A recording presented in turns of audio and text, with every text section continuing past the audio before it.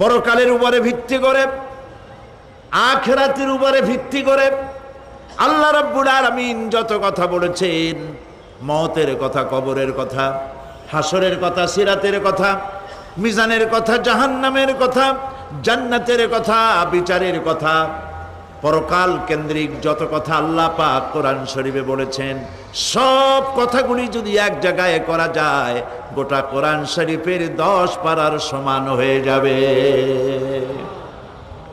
সম্ভবত কোরআনে কারিমের এমন কোন রুকু, এমন কোন পাতা নাই যেখানে আকারে ইঙ্গিতে পরকালের জবাবদিহিতা সম্পর্কে একেবারে কিছু বলা হয়নি।